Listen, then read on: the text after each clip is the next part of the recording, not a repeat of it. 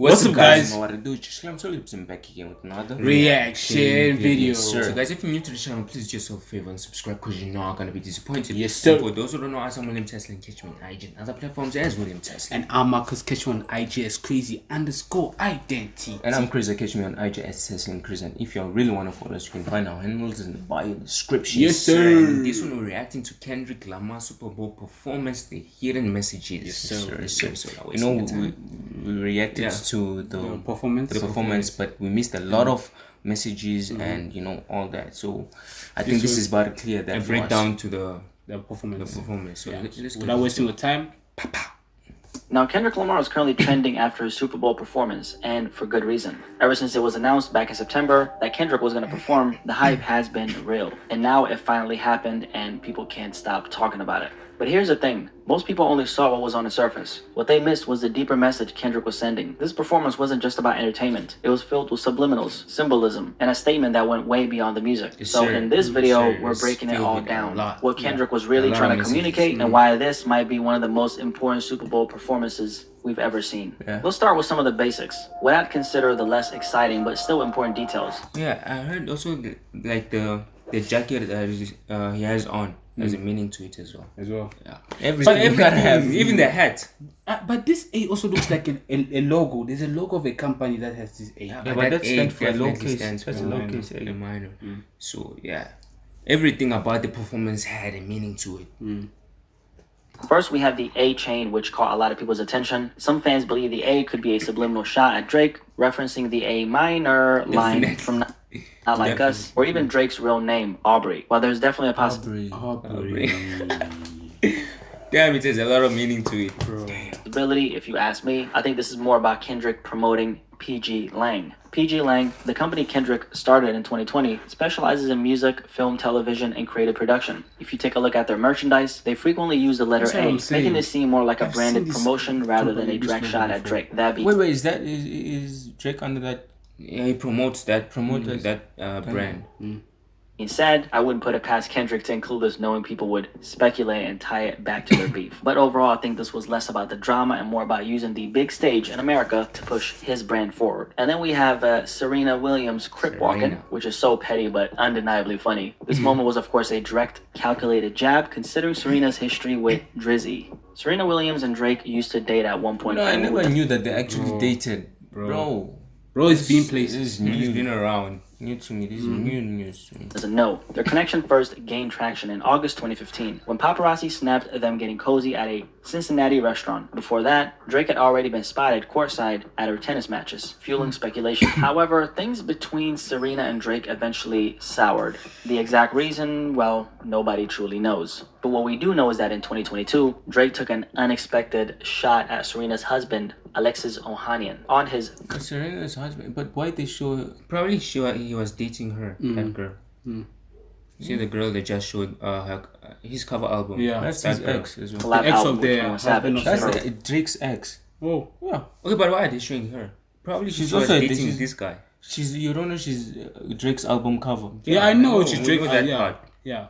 But I didn't know. But this part is the decision is he threw shade at this guy. Yeah. Loss. He did this on the track Middle of the Ocean when he said, "Sidebar Serena, your husband a groupie. He claimed we don't got a problem, but no boo. It is like you coming for sushi." That was a blatant sign of disrespect, not just towards Alexis, but indirectly towards Serena as well. And it was clear that she caught shade. Alexis Ohanian later responded on Twitter, brushing off Drake's comments while proudly embracing his role as a quote-unquote groupie for his wife and daughter. Very respectable man. Fast forward to the Super Bowl, and Serena's playful yet symbolic crip walking during Kendrick Lamar's performance almost felt like a subtle but satisfying clapback for the both of them. I think the deeper context definitely made it hilarious in its own right, whether intentional or not, which it probably was. It was another reminder that hip-hop and pop culture history always finds a way to resurface. So Serena, one of Drake's exes, and they obviously had a fallout. What a better way to send a message on the biggest stage than having her dance or crip walk to what is essentially the national hater anthem against Drake. Also, SZA was up on that stage with Kendrick, and for anyone who didn't know, SZA used to actually date Drake back in 2009. Damn, bro, so there's that. For the Serena angle, there's also another layer to this moment. Serena did grow up in Compton before moving to Florida at the age of 9. So not only does she share hometown roots with Kendrick Lamar, but the fact that they came together collectively to embrace a song that openly disses Drake, that's a shot 100%. It almost felt like a full circle moment. Kendrick, the hometown hero, using his Super Bowl performance to take aim at an industry rival, and then Serena, who grew up in Compton, casually hitting the crip walk to the same song right there on national television. Aside from that, we have Kendrick conveniently turning into the camera as soon as he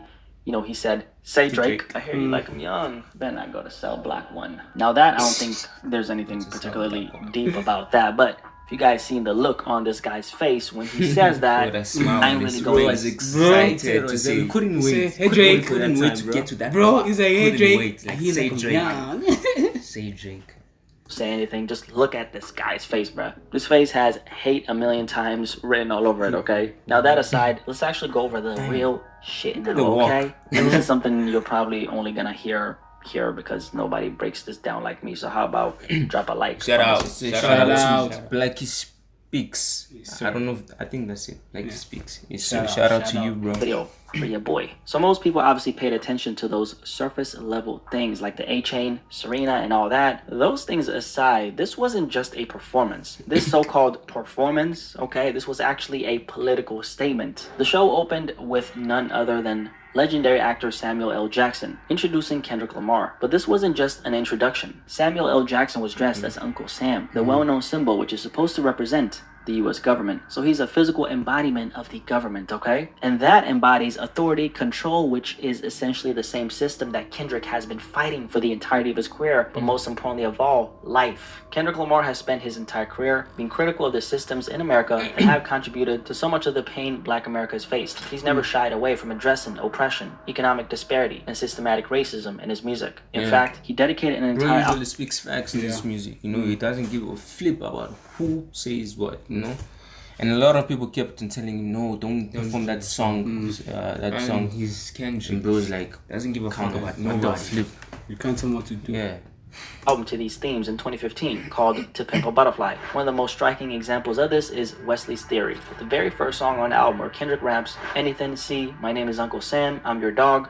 Motherfucker, you can't live at the mall. I know you're kind, that's why I'm kind. Don't have receipts, oh man, that's fine. Pay me later, wear those gators. Cliche, then say F your haters." Now this particular song is about the financial traps that have kept Black Americans stuck in a cycle of debt and economic struggle. Kendrick paints a picture of the US government personified as Uncle Sam, luring young Black men into a false sense of financial freedom, encouraging them to overspend, indulge in materialism, and accumulate debt, all while knowing that the system is designed to keep them from ever truly attaining wealth. Simply put, it's a trap. And Kendrick being as... Have you seen a black Americans, they use the time, they use that money to buy expensive things and all those things. What is they could have used that money to invest for, liberate themselves from poverty. From poverty. Then in the next thing, they go back to poverty. So I really agree on that one. Intentional as he is, wasn't just referencing the song for nostalgia. His decision to have Samuel L. Jackson dressed as Uncle Sam introduce his Super Bowl performance was a callback to this very idea, reminding us that financial literacy, systematic racism, and the exploitation of Black culture are still very relevant conversations today. Wesley's Theory is a direct reference to actor Wesley Snipes, who famously went to prison for tax evasion. Kendrick used Snipes' situation as a metaphor for how the system sets up Black artists, athletes, and entertainers to fail financially. Wesley Snipes was once one of the biggest actors in Hollywood, but after failing to pay millions in taxes, the American government came down on him hard. While tax evasion is a crime regardless of who commits it, Kendrick's point is that Black celebrities are often placed in a financial trap, encouraged to spend recklessly, not given the tools for financial literacy, and then penalized harshly when they make mistakes.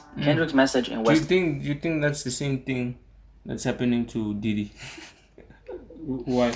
I don't know. I heard the place that they are going against Black progress, like people like this. So you think he's being framed?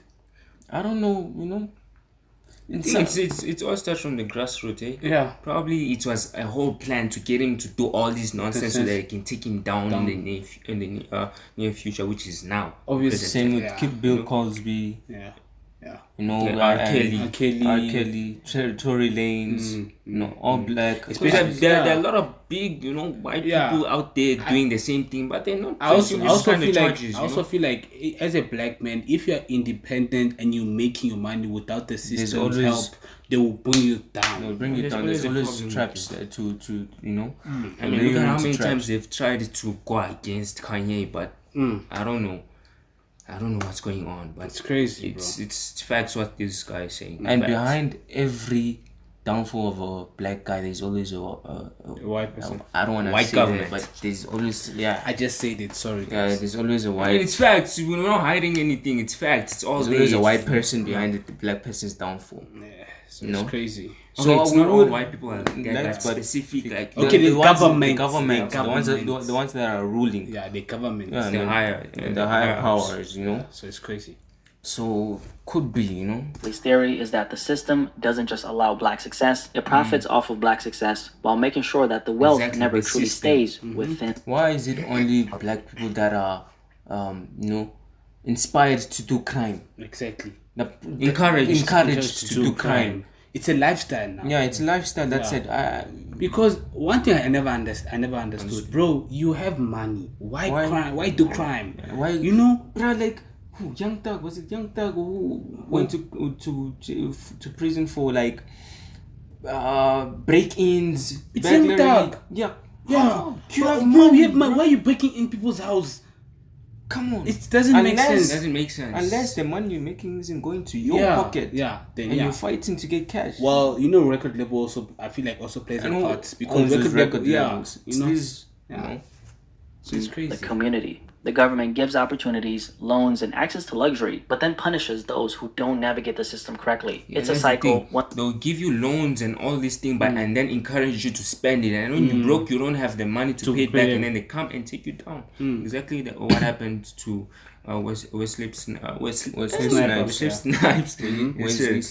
Snipes. Yes, sir. Exactly what happened to you. They'll give you money, encourage you to spend it, and then when you don't have it, they want it back. You know. That's the trap that they're setting. I mean, but then you also should open your mind and see what's going on. Or have an investment mindset. No wonder they go for those that are extremely talented but in extreme poverty as well, because they know when they give this person in poverty money, he'll use it recklessly. Because he hasn't had that. He hasn't. He want to get stuff that he's never seen before. You know, so now he'll crazy. Handle the finances. If you grew in a rich home, a rich home. Let's say that. I mean, you wouldn't want to spend like that because you know you have it. You have it. Black artists invest in chains, especially change, cars, things that don't make women. Things that don't make sense. So it's crazy. That's intentionally designed to keep black people chasing wealth without ever achieving true financial independence. Exactly. And when you bring this back to the Super Bowl performance, the symbolism becomes even clearer. Samuel L. Jackson as Uncle Sam wasn't just a random creative choice. It was a statement. Kendrick was showing that the same oppressive forces he's been rapping about for years are still at play, even on one of America's biggest stages while he's on that stage. Essentially, Kendrick is saying the same forces that allowed me to get on the stage, the ones that helped me get to my success and wealth, are the same forces still controlling the game while I'm performing on this stage. It's a paradox. Kendrick is saying that, hey, I know that I'm benefiting from the system, but he's also a product of the system's constraints. Alright, we're not playing that entire clip, man, because they're trying to get my motherfucking coins out here, bro, and I'm not gonna let that happen. And that's why Samuel L. Jackson, representing the U.S. government, injects himself into the performance by saying, too loud, too reckless, too ghetto. This moment isn't just about performance theatrics. It's a direct critique of how black expression is often policed and commodified. Exactly. That's what I see. Not everyone was happy with the performance. And majority is the other side. Yeah. You know, like the other race. You know, yes, they didn't really find it, like, if you can go on social media. They all criticized it. Most of them were on They don't understand. They don't understand. They don't understand the culture. That's the thing. They don't understand the meaning behind the performance. They all call it ghetto and, you know, too noisy, too loud. That's what Samuel said. Besides him being a black guy, but he was pretending to act as the white figure of Sam, Uncle Sam. allowing Kendrick to exist, but only under certain conditions. The message is clear. Be successful, but not too successful. Speak out, but not too loud. Stay in line. Play the game and don't disrupt the system that benefits you. Now the game... Yeah, that's why, who's this Samuel Jackson was like, do you really know how to play the game? Because that was too loud, too ghetto. So loud. You can speak about it, but not too loud. Don't expose everything. Yeah. Don't expose. That's why Kendrick, they had to say... Had to switch his songs to now say Drake. Yeah. You know, let's leave the system now. We've said enough. Now let's turn black men against black men. They turned, look, they promoted the Drake between Drake and Kendrick instead of the messages that are against the government. Damn. Against black people. Yeah. And people were so excited. The part that A minor, because he's throwing shit against another black man. I mean, guys, open your eyes. You know, It's crazy. That's why Uncle Sam, not too loud. You can speak about it, but don't go too extra. For sure. Don't say things that you're not supposed to say. You can say little, but because it's gonna fly over Reserve people's yourself, heads. It's gonna fly over people's heads. Don't really understand. But then if you go into deep Details, detail, it's gonna get then in trouble. everyone, it's gonna get them in trouble. mess up the cycle. That's you benefiting from as well. Entertainment industry itself. The same industry that uplifts, but of course exploits black artists at the same time. It's the idea that as long as you're making money for the system, you're welcome. But the moment you challenge it too much, you become a problem. Kendrick is Exactly what Tory happens. Lanez. Tory Lanez, and Kanye West. Definitely. That's Tory why Lanez, Kanye West, even Kodak. Kodak started speaking about the government in some of his songs. All of a sudden, he went to prison. He came back now. The bro is like out of his mind. He's going crazy. let's keep it before YouTube comes for us as well. Let's just react to the song because That's crazy. It's a lot. played this game masterfully throughout his career. He's managed to critique the system while still thriving within it. But at the Super Bowl, one of the biggest stages in America, he's making it clear. I know exactly what this is, and I know exactly how much freedom I actually have. Now this is where Drake comes into the picture. Drake is a Canadian guy who, unlike Kendrick, has never been positioned as a revolutionary or a disruptor. He plays the game effortlessly, adapting to every trend, every industry shift, and every cultural moment without ever truly challenging the system. The battle between Kendrick and Drake isn't just about music or two rappers going at each other. It represents something bigger. It's yin versus yang, good versus evil, authenticity versus industry manipulation. Kendrick is the artist who constantly critiques the system. Calling out Drake is always about love songs. You know, he doesn't. It has nothing to do with the system. You know, Of which he, some of his songs are from ghostwriters. So I also feel like he also plays a part there also. Yeah, but in ghostwriters, you tell them what you want and they give you what type of song. We're talking Yeah, but about also the system. You know, some other artists they change the way they make the music because of the system. Yeah, but it's not about ghostwriters. This is talking about who supports the system and who's against the system. You know. Yeah. Drake really doesn't talk about the system. But when it comes to Kendrick really doesn't give a fuck when it comes to the system. He exposes it, but then, as Uncle Sam said, not too loud. Yeah. You can expose, but not too loud. Yeah. That's why he's in the industry. They uplift him. He benefits from the industry, and that's why he can't say too much. Yeah. He can say a few, but not too much, because he also benefits from him, and they control him too. Yeah. its flaws and exposing its traps. Drake, on the other hand, is the artist who thrives within the confines of the system. Drake, for a long time, has represented the industry's favorite artist. Marketable, accessible, and not so controversial. Kendrick, on the other hand, represents the people's artist. Critical, disruptive, and unwilling to conform. Their rivalry has been painted as just another rap beef, but on a deeper level. And I don't think that's why. I don't think that's why the beef between Cole and Kendrick went ahead. Because they're both on the same side. Yeah. They're both on the same side. They're both fighting for the same thing. You know, they're both for the black community, the culture. Yeah. So that's Against why the beef didn't really, ignite. Flame up. Yeah.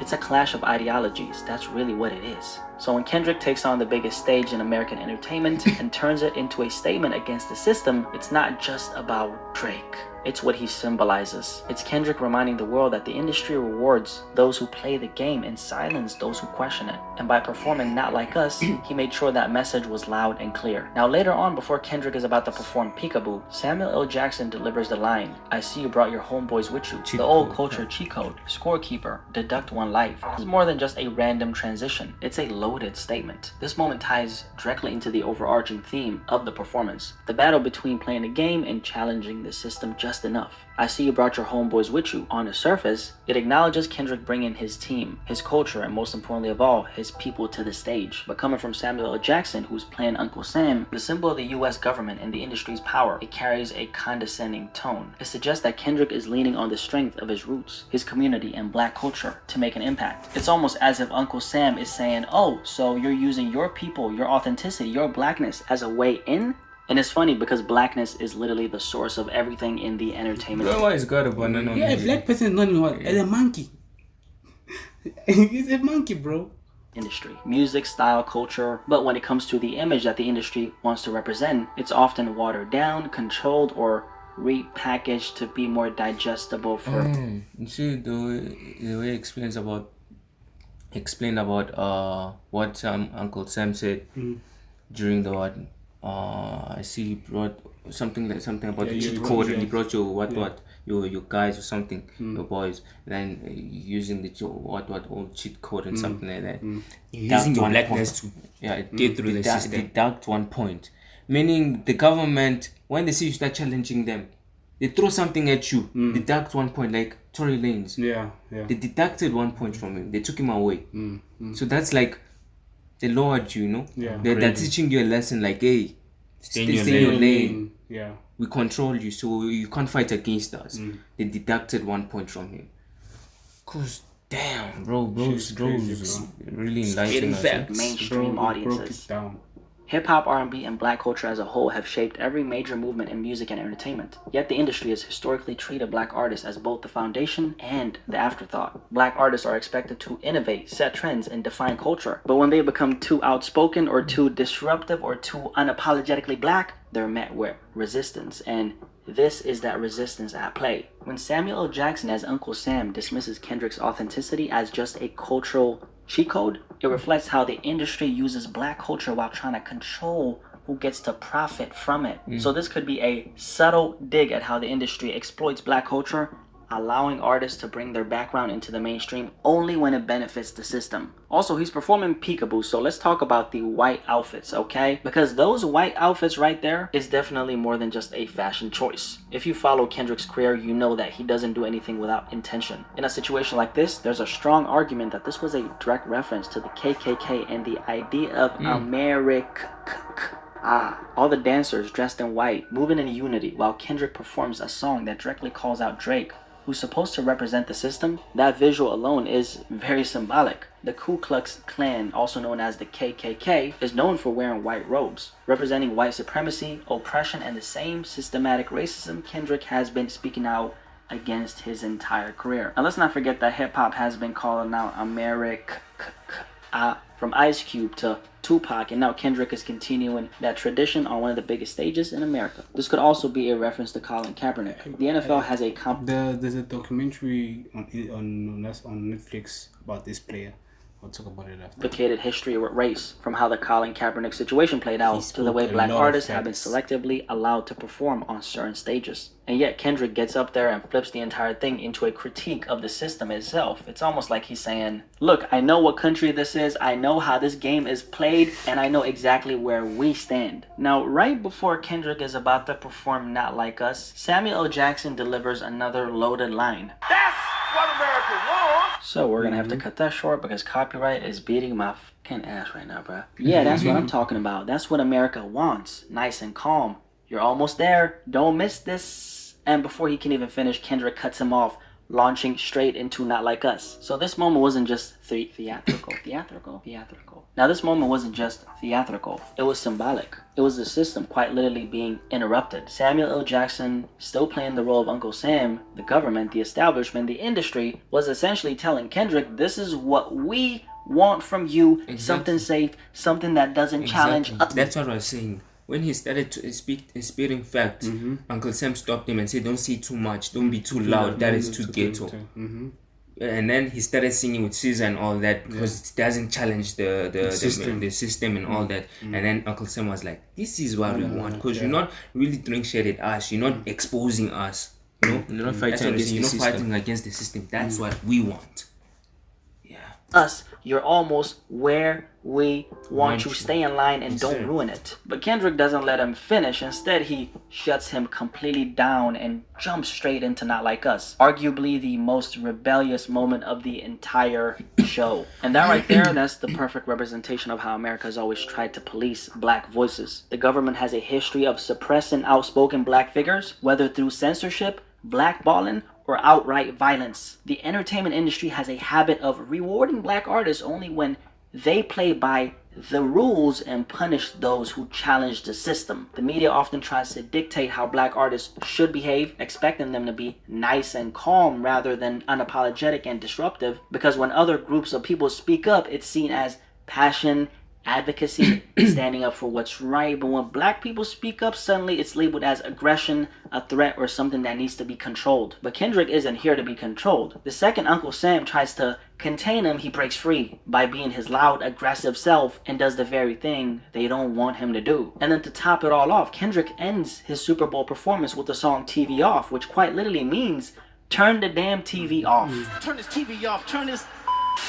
I think there are two major layers to why Kendrick chose to end this performance with this song. First of all, it's definitely a universal message to everyone. In a world where people are constantly fed media narratives, propaganda, and distractions, Kendrick is telling the audience to wake up. The Super Bowl is one of the biggest spectacles in America. Corporations spend billions just to have a commercial slot because they know the whole world is watching. The game, the halftime show, the ads, it's all a distraction from real life issues that don't go away once the TV is off. Kendrick ending with TV off could be him saying, enough with the distractions.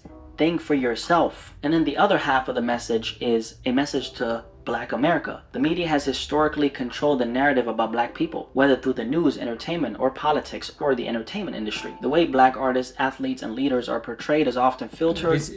Damn, bro was young here, bro. Just imagine how old was he here? Through a lens of control, only showing what fits the agenda. So when Kendrick closes off his performance with TV Off, it's his way of telling Black America to stop letting the media dictate their reality. Don't let America decide who your heroes are. Don't let the system control the narrative. Kendrick was clearly sending a message with this performance, and I can't believe there are people who thought this was just a regular halftime show, but then again, it makes sense. The masses only see what's on the surface. That's how it's always been. Most people just saw a high energy performance, a few viral moments, and some controversy, but if you've been following Kendrick's career, you already know that this man never does anything without a purpose, and that's why I respect him so much. You can't hear me break all this down and still think it was just about entertainment. Love him or hate him. Kendrick has always been about the message. He's never been the type to chase clout or drop music just for the sake of it. Every time he speaks, he's Same with J. Cole. Remember the scene? And the guy sleeping on the... saying something, and this performance was just another example of that. And this is exactly why I'm so happy he's having this moment, because we finally have an artist on the biggest stage in America who's as authentic as an artist can possibly be. From mixtape Kendrick to Super Bowl Kendrick, I've been following this guy since he first came in the game. Sounded like Lil Wayne back when he was still, you know, Lil K Dot, rapping over other people's beats and finding his voice. So to see him evolve from that young kid from Compton to a cultural icon who's using the Super Bowl as a statement, that's iconic and legendary. Honestly, it's great. And what makes it even greater is how much he's able to say with so little. And this is what separates Kendrick from everyone else. He doesn't just tell you, he shows you. Samuel L. Jackson as Uncle Sam, the system controlling black artists, the dancers dressed in white, possible reference to America and white supremacy, cutting off Uncle Sam before Not Like Us, defying the system in real time, ending with TV Off, the final statement, wake up, stop being distracted. Every single moment was intentional. This wasn't just a performance, guys, this was a culture moment right here. But I'm of course just one man with one perspective and one voice, which is why I want to hear what you guys have to say about this entire Super Bowl performance by Kendrick Lamar. If you're new here, my name is Blackie Speaks, so nice to meet you. Like the video and of course subscribe if you are new here. I appreciate you guys so much for watching. Catch you guys in the comment section below, but most importantly of all, I'll catch you guys in the next video. I am out. Peace. Yes, sir. Shout out to Blackie Speaks. You spoke facts, bro. Shout out to everything he said. Definitely. I'm sure this was enlightenment. We missed a lot. Even he also missed a lot, because I'm pretty sure the accent O and whatever that part also has a meaning to it, which I don't know, but Kendrick knows. The phrases that was written in the crowd. There's still a lot of meaning that was in that performance. I strongly believe that. But he really broke it down very well, because some of the stuff he said we didn't really pay attention at all. and We'll probably check other videos that have more meaning to give. That will give us more meaning as well that we're looking for. But this was beautiful. This break down a lot, and facts. Give us more knowledge to the performance. And also to Kendrick, because we never really like listened to Kendrick like that before. So I feel like with this, give us more understanding about him as an artist as well. Yes sir, for sure. But without wasting your guys' time, thank you for watching. If you made it this far, and don't forget to like, comment, share, subscribe, and do all that and good stuff. Don't forget to turn notifications so notify every time we drop. And let us know your opinion. Yes sir. Catch us on the next one, because we are out of here. Do say yeah.